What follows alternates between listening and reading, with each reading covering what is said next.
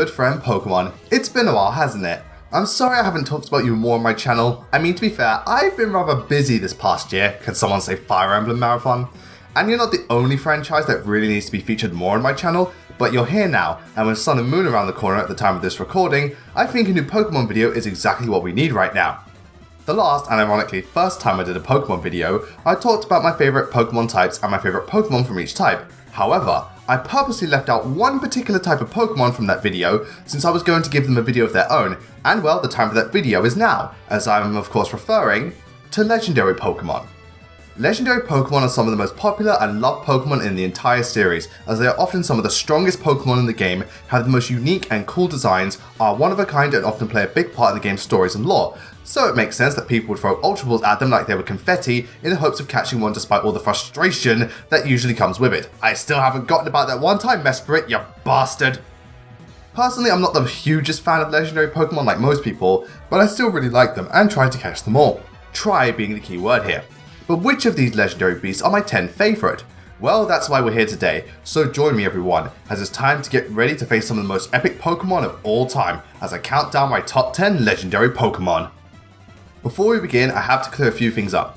First off, this is just my opinion, and I'm ranking these Pokemon how much I like them, and much like with how I rank Fire Emblem characters, while stats and move pools are a factor with Pokemon and are certainly important, it's the Pokemon themselves that I tend to focus on when ranking them, so this isn't a list of the most powerful legendary Pokemon. If you want that, cerebree.net's got you covered. Secondly, is I'm only looking at fully fledged legendaries, no pseudo legendaries like Metagross and Garchomp. Thirdly, is that I'm not including any Sun and Moon Pokemon because at the time of this recording, the games haven't come out in the UK yet.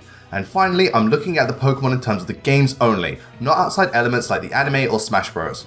And with all that cleared up, what say we stock up on Pokeballs and bring a shit ton of revives, because when going up against legendary Pokemon, you're gonna have to be prepared. And with these 10 bad boys, you better pray to Arceus that you can catch them all.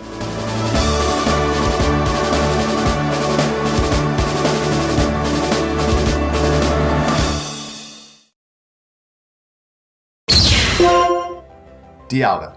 Time travel and Nintendo often go together like bread and butter. I mean, Zelda's done time travel, Fire Emblem's done time travel, Xenoblade's sort of done time travel, and Pokemon has also done time travel, as evidenced by Dialga. At this point, I wouldn't be surprised if the next Metroid game had time travel. Though to be perfectly honest, after Federation Force, I couldn't care less about what the next Metroid game did, so long as it's actually a Metroid game. Yes, starting off this list, we have Dialga, a Pokemon that I haven't used that much compared to other legendaries, but oh man, when I did use it, Dialga was a force to be reckoned with, and is also one of the more interesting legendary Pokemon, so while it's not the best, Dialga can still stand the test of time, and I hope none of you were taking shots every time I said the word time, because if you did, well, I hope your liver turns out better than this Umbreon. Yeah, you know your place, weakling! Dialga is one of the legendary Pokemon of the Sinnoh region, and is part of the Creation Trio. If it wasn't obvious by now, Dialga is the ruler of time and has been documented to not only travel through time, but also be the reason for time's very existence. In that case, I hope no one uses Dialga in a Nuzlocke run, otherwise the space-time continuum is fucked. Right from the start, I always liked how this Pokemon looked. Being a still dragon dinosaur-like Pokemon, this thing is certainly intimidating and badass looking, but also has a rather regal and majestic feel to it that displays a sense of awe and respect that this thing deserves. In terms of battle properties, Dialga is one of the beefiest legendary Pokemon around, doing great in all stats minus speed and having a base stat total of 680, with special attack being its best stat. On top of that, this thing's Dragon Steel typing makes it tricky to take down, only being weak to fighting and ground type attacks, as well as resisting up to 10 different types. Because of this, Dialga works great as a tank, as it can often take the hits and dish them back out as well, helped by the fact that this Pokemon has a fantastic move pool, being able to learn Earth Power, Aura Sphere, Flash Cannon, Ice Beam, Thunderbolt, Flamethrower, Earthquake, along with many great Dragon type attacks and its signature move, Roar of Time, which is essentially a Dragon type Hyper Beam. While my time with this thing has currently been rather short, every second of using Dialga has been worth it, as this is one of the coolest and strongest legendary Pokemon I've used, and I imagine it's only going to get better, but at this point, only time will tell. Xerneas. After running out of colours and different types of stones for use for the Pokemon game titles, even though there were plenty more to choose from, Nintendo decided to go with a different approach for Generation 6, and at the forefront were the Pokemon Yveltal, and number 9 on this list, Xerneas. Xerneas is certainly one of the more interesting Pokemon because of its role in the game's story and Pokemon's history as a whole, which is what I find most appealing about it, And while not the best legendary when it comes to battle properties, Xerneas can still pack a punch and be rather useful if you can set it up properly. I guess the best way to look at this is similar to a math equation. If Xerneas equals x, and x is equal to the value of y squared times z, how many of you stop giving a shit? Xerneas is one of the legendary Pokemon of Kalos and is part of the Morality duo. Being part of the Morality duo, Xerneas is responsible for life and has the ability to share its eternal life with all living creatures, with its Pokedex documenting that when this Pokemon dies, it shares its life with all living things around it, only to be reborn the next 1000 years. Oh man, I feel the religious symbolism practically oozing from this thing. On top of that, Xerneas has the power to create forests, and it's very much a Pokemon that is the essence of life in the Pokemon world, and is there to maintain the balance between man and nature. And this is reflected in its design, due to its deer-like appearance and 8 horns that change colour, making this thing look very regal and otherworldly, very similar to the forest spirit from Princess Mononoke. Ah Christ, this thing is just a magnet for symbolism now, isn't it? Despite being a Pokemon of peace, Xerneas can most certainly deliver on the battlefield, having strong stats across the board with a total of 680, but doing particularly well in attack and special attack. This is helped by its single fairy typing, along with having an impressive move pool, being able to learn Outrage, Close Combat, Mega Horn, Moonblast, Horn Leech, Thunder, Psychic, Rock Slide, Hyper Voice, and its signature move, Geomancy, a move that can be very difficult to pull off, but totally worth it, since it takes 2 turns to activate, but results in increasing Xerneas' attack, special attack and speed by 2 stages, and once you've done that, you've pretty much won the match, made even better with that oh so lovely Power Herb. Sometimes with Pokemon it's not about the stats, though I'm sure there are many of you who would argue against that, but more what the Pokemon stands for, and this is pretty much the case with Xerneas, as this Pokemon is one of the most interesting Pokemon out there because of its role in the Pokemon world, and while not the strongest legendary, it can still hold its own and be more of a threat than it looks on the surface, much like, oh no, I'm not doing another comparison for this thing, move on to the next entry. Lugia. Legendary Pokemon weren't that big of a deal in the first generation of Pokemon. I mean, don't get me wrong, the three birds, Mewtwo and Mew played a big part in the games, but they weren't the forefront of the narrative. Well, Generation 2 changed that by featuring legendary Pokemon on the box art, as well as making them a key part of the game's story, with the 2 Pokemon to start this trend being Ho-Oh and number 8 on this list, Lugia. You see, they were post-Spoiler legendaries before it was cool. Much like Xerneas, Lugia is on here more for its role in the game and its backstory, but also like Xerneas, Lugia can be a very powerful Pokemon and should never be taken lightly, not to mention being one of the most majestic Pokemon out there. It's actually kind of a shame I'm not taking the anime into account, because otherwise Lugia would have shot up a number of places. Well, sadly we're only going with what's canon, and like Alucard said, bitches love cannons. Lugia is one of the legendary Pokemon of Johto and is part of the Tower Duo, along with being the master of the 3 legendary birds. Lugia is easily one of the most iconic legendary Pokemon out there, being the mascot for 3 Pokemon games and having one of the most slick and unique designs for a Pokemon ever, looking like a mix between a dragon, Plesiosaurus and a bird, as well as having fingers for wings. Yeah, I don't get it either. Lugia is often referred to as the guardian of the seas and has the ability to control the weather, most notably the wind, since it can easily create hurricanes and storms that it dwells in the ocean to conceal its power, as well as being the one responsible for keeping the legendary birds in check. I bet the words kids these days are going through Lugia's mind every time these birds fight. Those remarks about Lugia needing to conceal its power weren't a joke, because this Pokemon is packing some serious firepower. Oh wait, it can't learn any fire type attacks. In this case, wind power, since Lugia is one of the bulkiest legendary Pokemon around, and has proven time and again to be a Pokemon that can destroy the competition. It's no wonder this thing got its own movie. Lugia has a base stat total of 680, with its best stat being in defense and special defense, making this Pokemon a great tank for standing up to sweeper Pokemon. I'll admit its typing is not the best when it comes to battle properties, but Lugia makes up for it by having a strong move pool, having access to moves like Hydro Pump, Dragon Rush, Blizzard, Thunderbolt, Shadow Ball, Psychic, Earthquake, Giga Drain, along with its signature move, Aeroblast, which has got to be one of the coolest moves in the whole Pokemon series, making Lugia an incredibly versatile and capable Pokemon. As each generation of Pokemon comes along, the legendary Pokemon become a much bigger part of the game's story, and I feel you have Lugia to thank for putting that into motion, being one of the most fascinating legendary Pokemon around, as well as being a literal force of nature on the battlefield. It's a shame I'm not looking at the stuff that isn't canon in Lugia's case, but like I said, bitches love cannons. Zapdos. Zapdos, you're by far the Pokemon I both love and hate the most. I mean, you cause me nothing but grief every time I try to catch you in Fire Red because I need the Master Ball for a certain other Pokemon, and you can be a real bitch to fight against sometimes.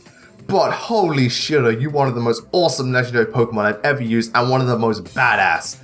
If it wasn't obvious by now, Zapdos is easily the best of the 3 legendary birds and one of my favourite electric types, and while not the most rich pheasant when it comes to its backstory, there's still substance to this feathered fiend, and overall, Zapdos is a Pokemon that is all around great and has held up very well over the years. Odd considering most of Generation 1 really doesn't stack up in this day and age, despite what the Gen 1ers stubbornly cling to. Zapdos is one of the Kanto legendary Pokemon and is one of the 3 elemental birds. Zapdos' role in Pokemon is rather self-explanatory. It's a legendary Pokemon that controls lightning and has the power to create thunderstorms. In fact, this thing is said to only be seen during thunderstorms. Well, I don't know about you, but it seems like Zapdos was the original angry bird. This type of behaviour is reflected in its design, as Zapdos is an intimidating looking Pokemon, with a very sharp and spiked look to it, really embodying the whole lightning aesthetic. In fact, I'd go so far as to say this Pokemon is almost edgy, so don't cut yourself on this thing. Outside of that, there isn't much to Zapdos, but I find this Pokemon to be just overall really cool, and sometimes that's all you need. Zapdos may not be the most deep Pokemon, but its use in battle is a different story since despite being one of the weaker legendaries with a base stat total of 580, Zapdos has proven to be a deadly foe on the battlefield despite this handicap, and has been one of the legendary Pokemon I've used the most. Granted, I don't use legendaries very often to begin with, but the point still stands. Despite the low bases compared to other legendaries, Zapdos still has strong stats overall, especially in special attack and speed, along with its typing removing its ground weakness. Zapdos also has a good move pool, being able to learn moves like Drill Peck, Heat Wave, Signal Beam, Sky Attack, Rain Dance, and many great electric attacks, so if you know what you're doing, Zapdos can certainly shock your opponent with just how good it can be. Zapdos may be a Pokemon that falls victim to being outdone by the newer generation of Pokemon, especially the legendaries, but I feel Zapdos still stands tall and is one of the overall greats, and considering how underplayed legendary Pokemon were in Generation 1, I feel Zapdos has done alright for itself. Mew. Did I mention I'm a sucker for adorableness? Well, if you watch these videos, you know the answer to that question, but it's because I'm such a sucker for cute things that I had to put Mew on this list. I mean, Mew is just the cutest little thing and a Pokemon I wish I could cuddle for hours on end, and then spend the rest of the day letting Mew kick ass against all kinds of Pokemon, because despite its appearance, Mew is not a Pokemon to underestimate, and it's easily one of the most versatile and well-rounded Pokemon out there. Not to mention being surrounded with so much mystery about its origin and backstory, that this Pokemon is one of the most fascinating Pokemon out there. Though half the time I'm just squealing at how cute this thing is, because I've said it once and I'll say it a million times. I am a sucker for adorableness. Mew is one of the Kanto legendary Pokemon and is a member of the Mew duo. Nice name in there, guys. Why don't you just call the Reggie Pokemon the Reggie Trio and god damn it! Anyway, Mew has got to be one of the most mysterious Pokemon around, since from the beginning Mew was said to be the basis for all Pokemon DNA, as well as being one of the rarest Pokemon ever, so often people came to the conclusion that Mew was the original Pokemon or Pokegod, and then they threw Arceus into the mix, and now the Pokemon lore is just as fucked as modern Fire Emblem games. Nevertheless, this is what makes Mew such a fascinating Pokemon, and it only becomes more interesting with every new generation, but one thing that remains true about Mew is that this Pokemon is just the cutest little thing and a Pokemon you can't help but go aww every time you see it. Unless you see its original red and green sprite, in which case you just go ugh. Now Mew might look like a cute and cuddly Pokemon, most of the time. But don't let that fool you, because Mew is still a legendary Pokemon and its use in battle proves that tenfold. While not as strong as other legendaries, having a base stat total of only 600, each of its stats are evenly spread across the board, so it doesn't fall short in any areas and can work with just about any type of playstyle.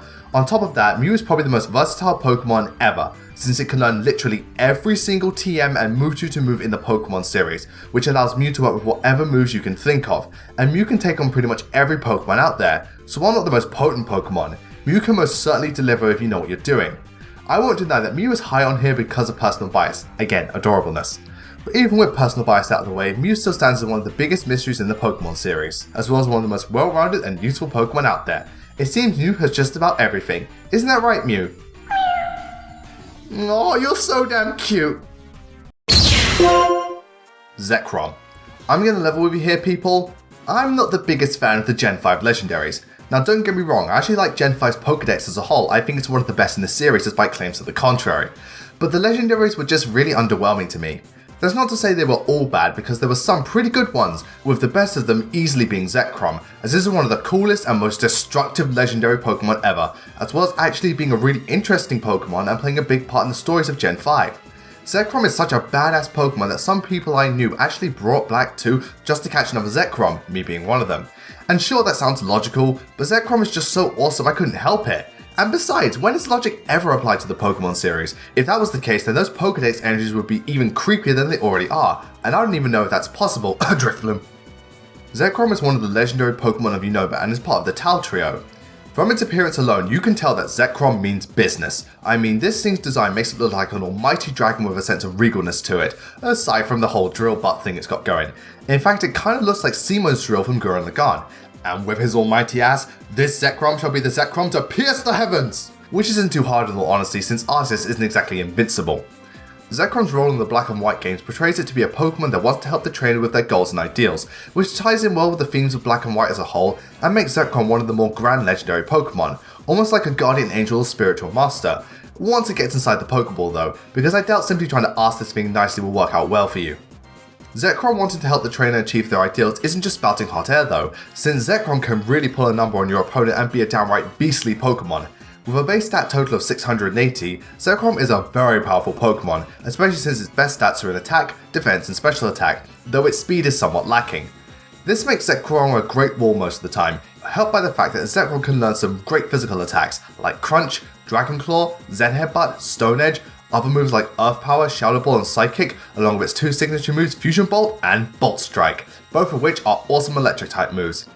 Being perfectly honest here, Zekrom doesn't have too many options compared to other legendaries in regards to combat, but what it can do very well, making it one of the more potent legendary Pokemon I've ever used, as well as one of the most epic and grand Pokemon ever, both from its appearance and its role in the game. Talk about the best of both worlds.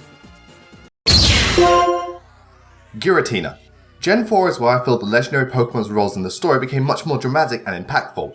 I mean, both Dialga and Palkia controlled space and time and were part of the Creation Trio, with the final piece of the Creation Trio puzzle and the one controlling dimensions, as well as becoming the Pokemon equivalent of the devil himself, being none other than Giratina. Though to be fair, I don't really get a devil vibe from this thing, because to me, the devil is a part-time worker, not a giant centipede dragon, but hey, evil takes many forms, even this thing. Indeed, coming in at number 4, we have Giratina, a Pokemon that shot straight to the top 5 of my favourite legendaries for the role it played in Platinum and its performance in battle, resulting in one of the most profound and powerful Pokemon in the series. Man, this thing really is the Pokemon Devil. Well, in that case, feel free to take my soul, Giratina, because this thing's certainly not getting it anytime soon. Giratina is one of the Sinnoh legendaries and is part of the Creation Trio. Giratina is a fucking nightmarish Pokemon. Oh no, wait, that's Darkrai. Let me rephrase. Giratina is a fucking terrifying Pokemon. I mean, it's got two forms, looks like a satanic centipede, and its first appearance in Platinum makes it look like this Pokemon spawned from hell itself, which actually isn't too far off considering its role in the game's story. Giratina is one of the most interesting Pokemon ever, since it's often referred to as the Pokemon Devil, as Arceus banished this thing because of its violent nature, making the lore behind this Pokemon one of the best in the series. Plus, just look at where this thing resides. I mean, it may not be Lavender Town, but it's certainly twisted and disorienting and responsible for one of the best moments in Pokemon history. Thank God this wasn't in 3D. At least not yet. Giratina isn't just the Pokemon Devil by name though, since this baby can be the literal devil to your opponent and a Pokemon that embodies the phrase evil, with just how merciless it can be. Having a base stat total of 680, Christ, are there any legendaries that don't have these stat totals? Giratina is a very bulky Pokemon, excelling in HP, defense and special defense, though it's not winning any speed contests anytime soon. Its typing is one of the most unique in the series, being a Ghost Dragon type, and its move pool is very varied, having access to moves like Aura Sphere, Earth Power, Toxic, Thunderbolt, Psychic, Energy Ball, Will-O-Wisp, Stone Edge, Aqua Tail, as well as many Ghost and Dragon type moves, along with its signature move Shadow Force, which is currently the strongest Ghost type attack in the series. Pokemon might be a very light-hearted and kid-friendly series, but occasionally something comes along to remind you that Pokemon isn't all sunshine and rainbows, as Giratina is one of the darkest and most foreboding Pokemon in the series, along with having quite possibly the best legendary boss battle in the series and being a nightmare for your opponents. So whenever you see this thing, be sure to pray to Arceus for help, but even then, I wouldn't hold my breath. Kyogre. Easily the legendary Pokemon I have put the most time and effort into, Kyogre stands as a Pokemon that holds a special place in my heart, as Kyogre was a Pokemon that I used and loved so much in Sapphire that anytime this baby is brought back in each generation, I make it my goal to catch it and relive those sweet memories. But nostalgia isn't the only reason Kyogre is on this list, since Kyogre is a literal force of nature and one of the best legendary Pokemon I've used in battle, which is saying a lot. Not to mention playing a major part in the Hoenn story and being an all-around A-grade Pokemon. with its primal form in the remakes promoting it to an A+ level Pokemon, but not enough to reach an S level. It seems Kyogre cannot become my waifu. Such a shame. Kyogre is one of the home and legendary Pokemon and is part of the Weather Trio. Kyogre is a Pokemon responsible for expanding the oceans and controlling the water, often using its power to help places in drought and acts as the guardian of the seas. But I thought Lugia was the guardian of the sea. Who knows, maybe it only works part-time.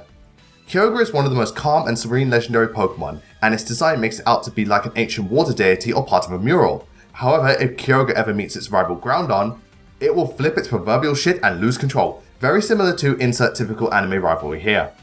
Kyogre also plays a big part in Gen 3's story, as Team Alpha want to use Kyogre in order to expand the sea. Though personally I always thought there was more than enough water in Generation 3. I mean, do we really want to get lower than a 7.8 out of 10?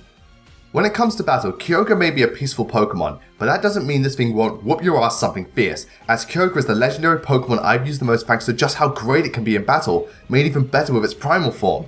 With a base stat total of, wait a second, it's actually 670, Kyogre is a very powerful Pokemon, excelling mostly in special attack and special defense.